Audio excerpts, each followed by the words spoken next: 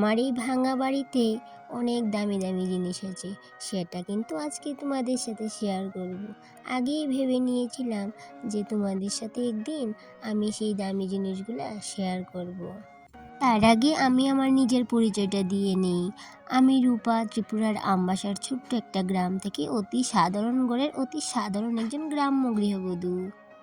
যেহেতু গ্রামের বউ, সেহেতু কিন্তু ওই যে গ্রামের স্টাইলেই কিন্তু আমাদের এখনও কাজ করতে লাগে। এদিকটাই দেখো, আমাদের বাড়িতে কিন্তু আমি এখনও মোটর বসাতে পারিনি। ওই যে সাপ্লাই লাইনটা আছে, সকালবেলা কিন্তু জল চলে আসে, আর এই জল চলে আসার সাথে সাথেই কিন্তু জলটা তুলে রাখতে হয়। আর আমি কি করি বলো তো, এই যে বড় লাল ড্রামটা দেখতে পাচ্ছ, এটার মধ্যে কিন্তু জল তুলে রাখি। যদি বাড়িতে মোটর থাকতো তাহলে কিন্তু এইভাবে করে আর জলটা তুলে রাখতে হতো না, ওই যখন খুশি তখন কিন্তু জল তুলে নিতে পারতাম। যেহেতু বাড়িতে মোটর নেই, সেহেতু ওই যে জল আসার সাথে সাথেই কিন্তু জলটা তুলে রাখতে হয়। তো পারতাম যদি আজকেই মোটরটা বসিয়ে নিতাম, যেহেতু ক্ষমতার বাইরে, সেহেতু ওটা নিয়ে কিন্তু আর কল্পনাও করি না। যখন হবে দুটো পয়সা তখন কিন্তু ঠিক মোটরটা বসিয়ে নেব।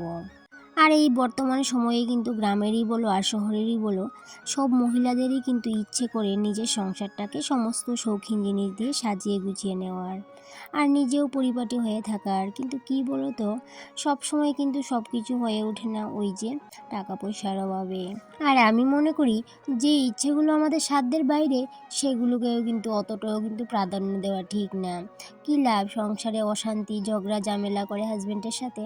ঝগড়া তো করে নেব হাজবেন্ডের সাথে যে এটা লাগবে সেটা লাগবে, তো তাতে কি হবে, ওই যে হাজবেন্ড নামক মানুষটা, ওই মানুষটাও কিন্তু অনেকটা ডিপ্রেশনে চলে যাবে।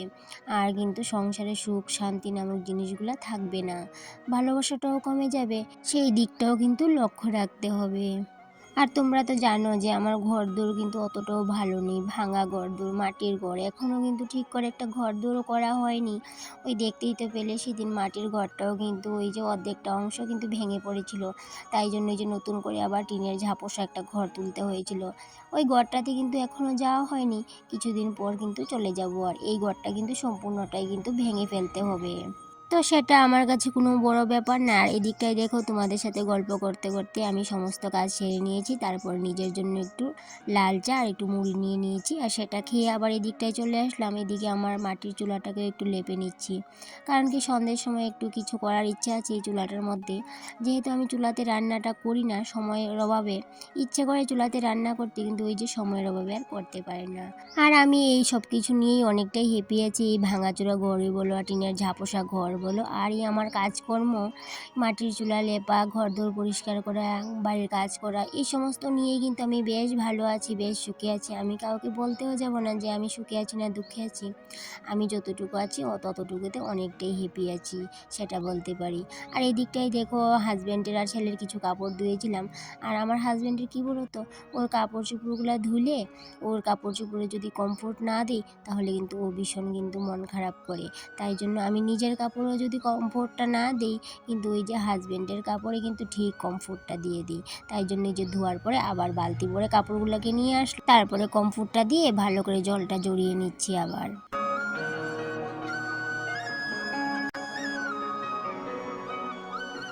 তো তোমাদের ভিডিওর শুরুতেই কিন্তু বলেছিলাম যে কয়েকটা দামি জিনিস তোমাদের সাথে শেয়ার করব। সেই দামি জিনিসগুলো হলো ওই যে বললাম, সুখ শান্তি ভালোবাসা, ওই জিনিসগুলোই আমার কাছে অনেকটা মূল্যবান। সেই জিনিসগুলোই হচ্ছে আমার ভাঙা বাড়ির শোভা।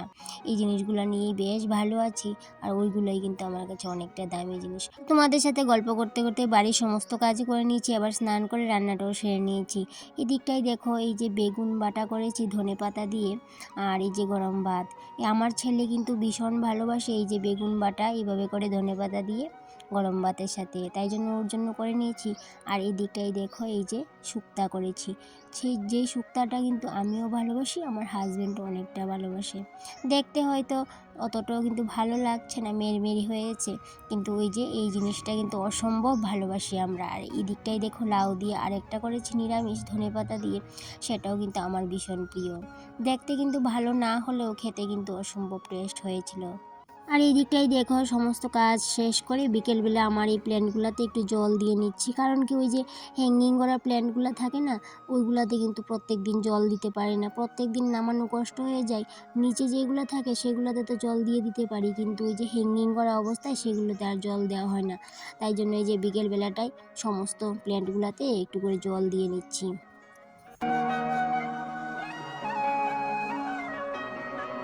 আর এদিকটাই দেখো ওই যে পেঁয়াজ কলিটা সেদিন কেটে নিয়েছিলাম, মনে হচ্ছে কি সেটা আর বড় হবে না, তাই জন্য এই যে উঠিয়ে নিলাম।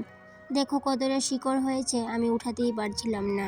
এটাকে উঠাতেও কিন্তু আমার অনেকটাই মায়া লেগেছিল, কিন্তু কি করব, উঠাতে তো হবে। আর এদিকটাই দেখো এই যে প্ল্যান্টটা লাগাবো বলে এনেছিলাম, কিছুটা অংশ ভেঙে এটার মধ্যে লাগিয়ে দিয়েছি। এবার ভালো করে জল দিয়ে রেখে দেবো, যদি হয় হবে, না হলে আর কি করব বলো।